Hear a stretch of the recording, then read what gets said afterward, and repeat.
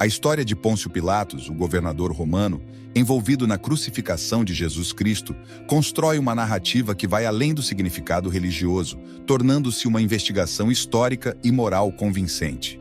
Desde as enigmáticas decisões envolvendo Barrabás e Cristo até o surpreendente ato de Pilatos lavando as mãos, temos como pano de fundo uma era tumultuada marcada por choques culturais, tensões religiosas e o peso do poder político.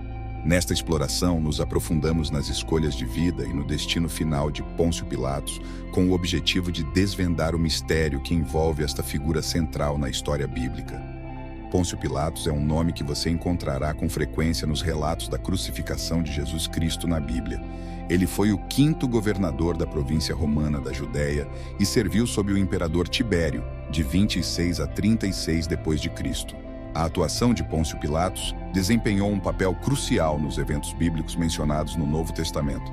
A decisão intrigante de Pôncio Pilatos, na qual ele permitiu que os judeus escolhessem a libertação de Barrabás, um criminoso notório na Judéia, em vez de Jesus, a quem ele sabia ter sido falsamente acusado, deixou uma marca indelével em seu legado, envolto em um mistério que permanece ilusório para desvendar.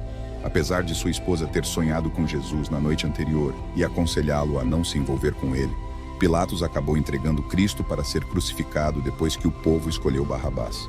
Pilatos fez o gesto de lavar as mãos, indicando que ele não tinha nada a ver com aquela decisão injusta, mas isso não poderia salvá-lo de seu destino. Por esse motivo, no vídeo de hoje, discutirei a vida e a morte trágica de Pôncio Pilatos. Quem ele era, como ascendeu ao poder, por que lavou as mãos e permitiu que Jesus fosse crucificado, e quais foram as consequências trágicas das escolhas erradas que ele fez. Por favor, continue comigo até o final, pois você ficará surpreso com o desfecho de sua história. Mas primeiro, faça-me um pequeno favor clicando no botão curtir para apoiar o canal e também se inscrever. Isso também ajudará você a nunca perder uma atualização quando enviarmos um novo vídeo. Vamos iniciar agora para obter uma compreensão ampla deste homem. Vamos considerar. O Império Romano conquistou e ocupou a região da Judéia em 63 a.C., colocando-a sob o domínio romano. Esta ocupação foi ressentida por muitos judeus que se opunham à dominação estrangeira e ansiavam pela independência política. Os romanos e os judeus tinham culturas e práticas religiosas distintas.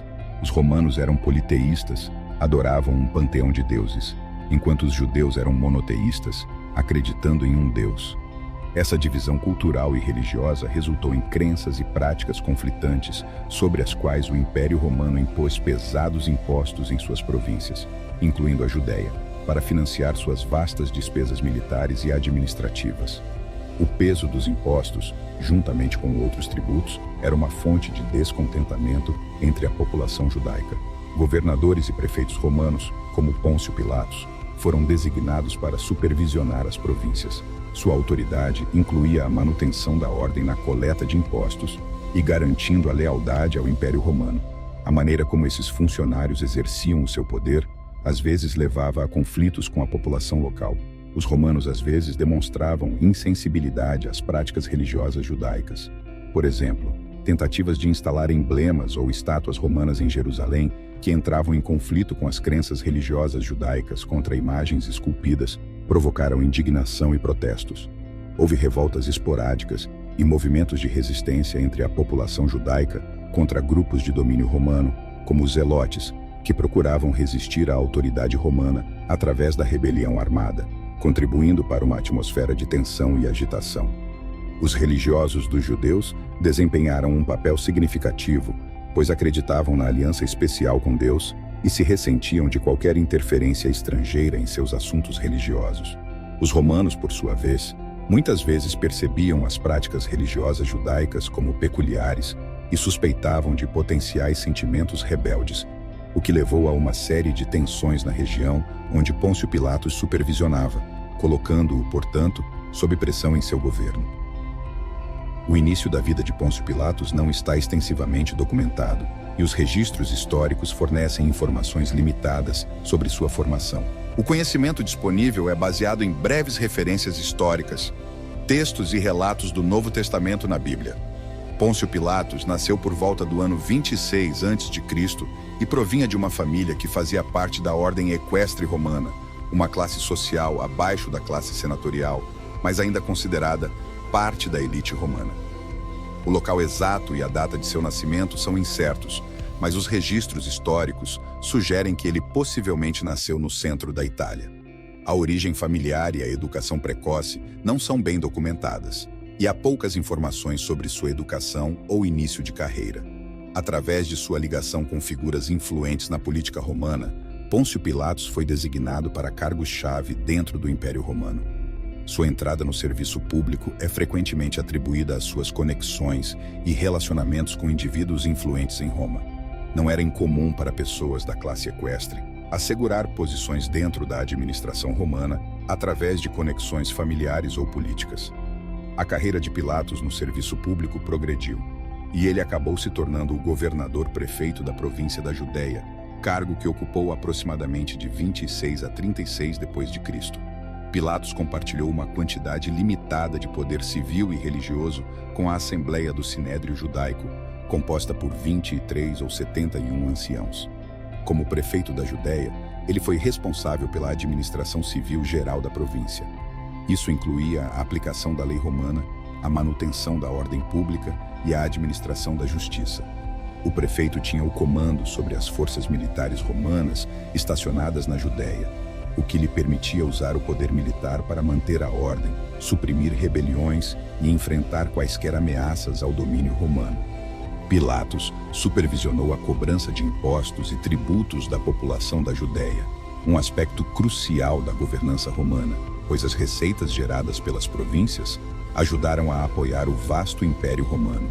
Ele também serviu como a mais alta autoridade judicial na Judéia, com o poder de presidir julgamentos, julgar e administrar punições. Esperava-se que suas decisões se alinhassem com a lei romana, e ele tinha o poder de infligir a pena capital. No caso de Jesus, porém, ele não queria. Mesmo no Evangelho de Lucas, podemos ler os altos e baixos do julgamento de Jesus, onde ele enviou a responsabilidade a Herodes, mas ainda assim, Herodes o trouxe de volta para ele. O evangelista Lucas descreve Pilatos como um líder que não desejava assumir a responsabilidade por uma decisão tão crucial. No capítulo 23, após não encontrar culpa em Jesus, ele tenta transferir a responsabilidade para Herodes, um príncipe da Judéia que ordenara a decapitação do profeta João Batista 3 anos antes. Quando Herodes devolveu a responsabilidade a Pilatos, este entregou Jesus ao povo judeu. No Evangelho de João, observamos uma postura mais arrogante de Pilatos, que questiona Jesus quando este afirma ser o rei e zomba do Messias ao dizer que veio ao mundo para testemunhar a verdade. Os líderes religiosos judeus pressionaram Pilatos a condenar Jesus, alegando que ele representava uma ameaça à ordem pública e ao poder romano. Contudo, o verdadeiro temor daqueles homens era que Cristo incitasse uma revolta entre os judeus. No livro de João, a Bíblia relata que Pilatos interrogou Cristo, o qual afirmou que seu reino não era deste mundo e que viera proclamar a verdade. Ao ouvir que Pôncio Pilatos considerava Jesus inocente das acusações de rebelião contra Roma e César, embora não encontrasse culpa naquele homem, Pilatos não teve coragem de se manter firme contra os judeus que desejavam a crucificação de Jesus. A situação entre judeus e romanos estava tensa naquela época. Pilatos preferiu agradar aquela gente do que contrariar o que ele acreditava ser correto. Como parte de uma tradição durante a Páscoa, ele se ofereceu para libertar um prisioneiro. Pilatos propôs libertar Jesus, mas a multidão pediu a soltura de Barrabás, um criminoso condenado, em vez de Cristo. Ao ver seu marido sendo pressionado pelo povo, Cláudia, esposa de Pilatos, o alertou sobre o erro que ele estava prestes a cometer. Segundo a Bíblia, enquanto Pilatos estava sentado na cadeira de juiz, sua esposa lhe enviou esta mensagem: "Não tenhas nada a ver com aquele homem inocente, pois sofri muito hoje em um sonho por causa dele." Diante da insistência da população e do medo de iniciar uma grande revolta popular, Pilatos lavou publicamente as mãos, simbolizando que não tinha nada a ver com aquela decisão e que a responsabilidade recairia sobre o povo e os líderes religiosos. Então Jesus foi crucificado no Calvário, fora de Jerusalém. A participação de Pôncio Pilatos na narrativa bíblica terminou ali. mas sua vida como líder do Império Romano na Judéia continuou mesmo após conhecer Cristo. Pilatos permaneceu o mesmo. Relatos indicam que 3 anos após a morte de Jesus, Pilatos tomou medidas brutais, ordenando a prisão e morte de alguns galileus que estavam fazendo sacrifícios no templo. Ele também teria ordenado o massacre de um grupo de samaritanos armados em uma vila chamada Tiana. Esses samaritanos buscavam encontrar artefatos supostamente enterrados por Moisés.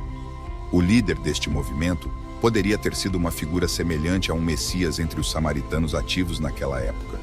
Os samaritanos, alegando não estarem armados, apresentaram uma queixa a Lúcio Vias, o Velho, governador da Síria de 35 a 39 depois de Cristo.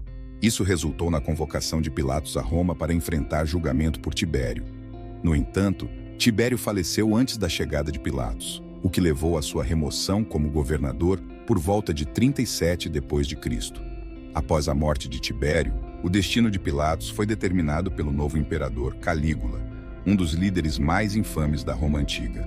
Não está claro se ocorreu alguma audiência formal, já que os novos imperadores frequentemente rejeitavam questões jurídicas pendentes de reinados anteriores. O único resultado certo foi que Pilatos não foi reinstalado como governador da Judéia. As razões para isso são debatidas: se a audiência foi mal sucedida ou se Pilatos optou por não retornar. No entanto, é certo que Pilatos foi exilado na região da Gália, onde a França está situada.